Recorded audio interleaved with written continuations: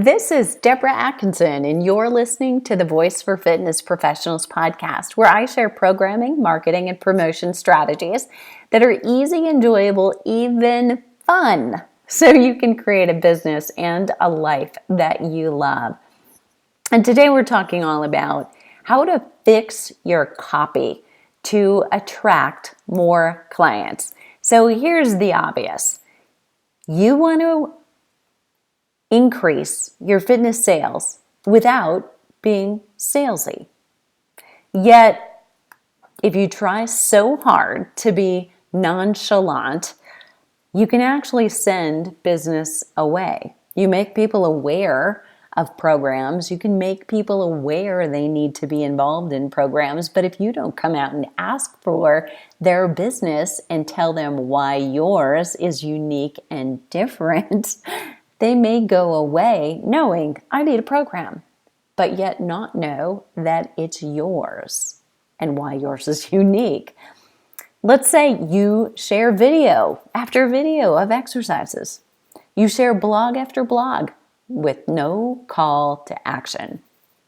You write for the local newspaper, but you don't put a link in your bio with a call to action or a place where on your website there is a very specific call to action.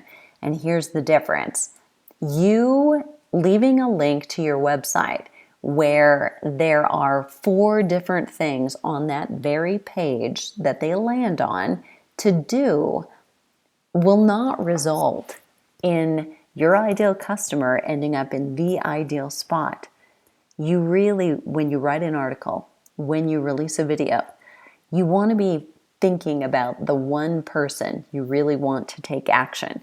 Target them. And the call to action that you have in your bio or in that video annotation should be exactly for that one person, for the one logical next step that they'll take.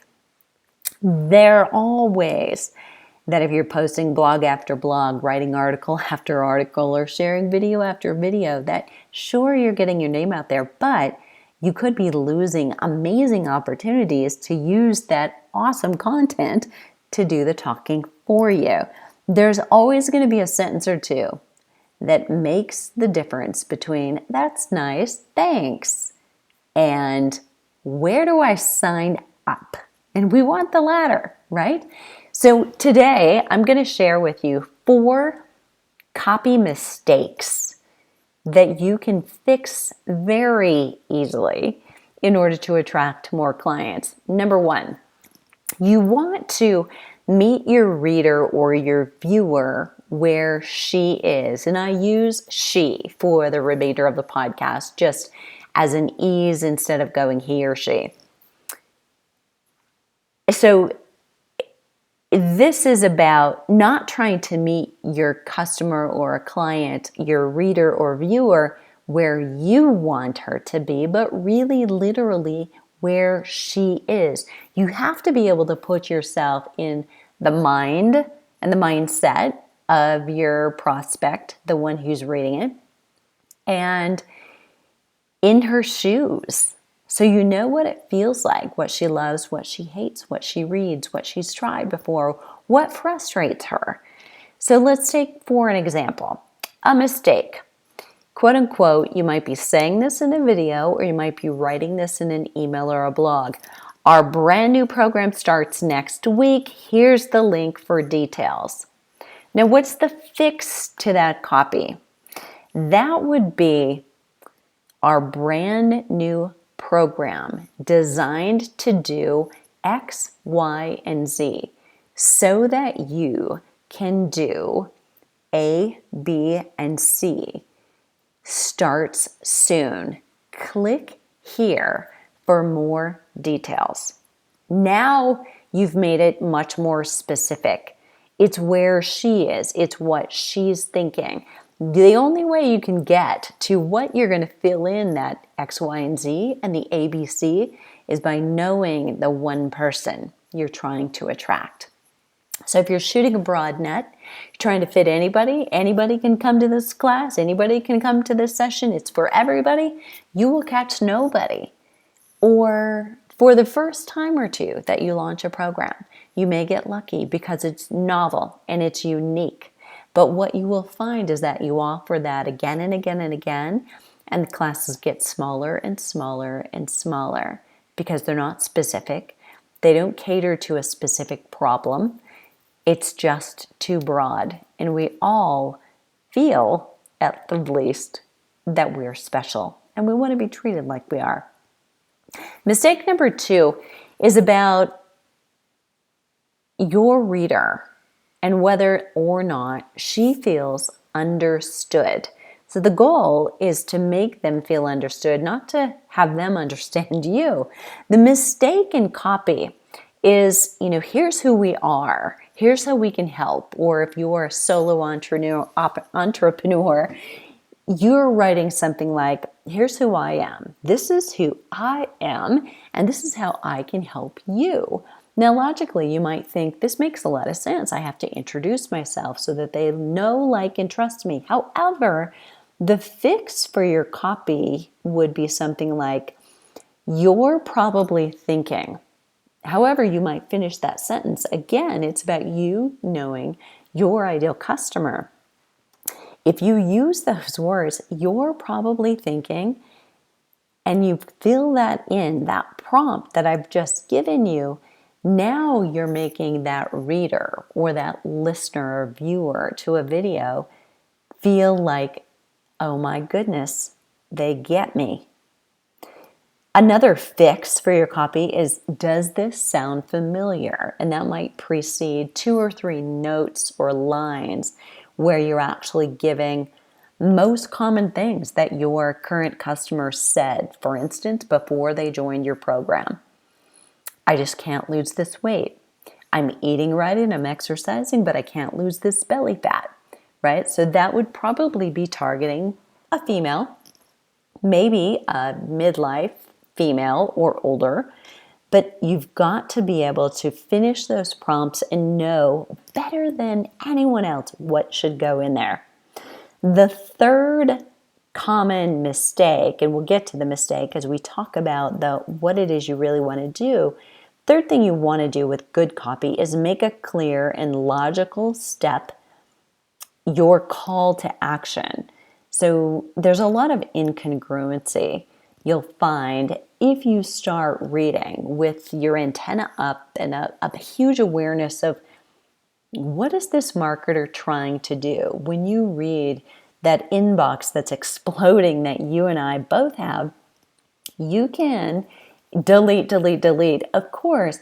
But before you do that, I encourage you to go and read some of those things stuck in your promotions box and see if you can figure out, what was that marketer trying to do, trying to get me to do next, and did it seem logical?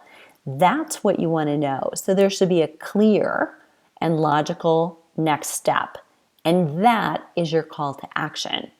So here's the mistake. I see this a lot in the end of, say, a blog. All of our personal trainers are ready to support your next step. And then it might be a call to sign up for a consultation.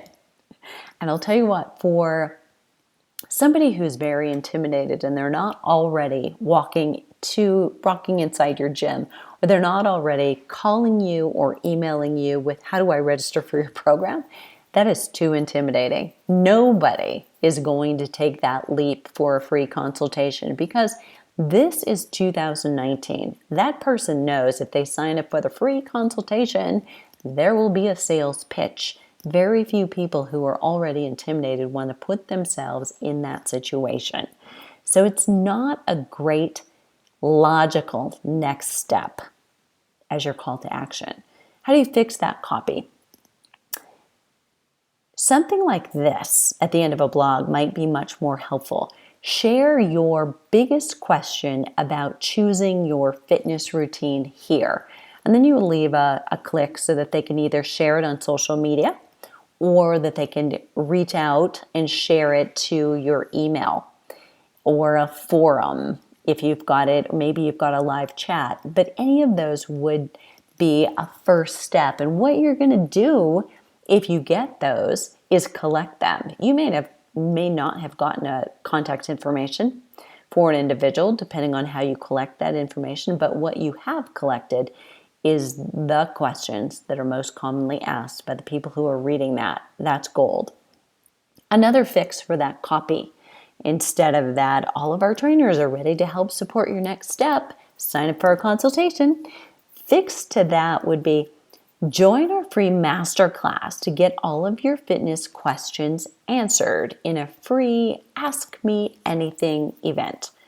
So again, now you get them registered. If somebody registered for a masterclass, you're probably going to conduct that either by a live Facebook, but even better through a webinar.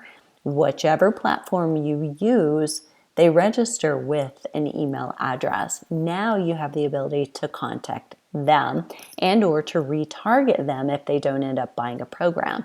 You can take that list of names and download it on an SCV file, upload that to Facebook or another platform, and target them in advertising.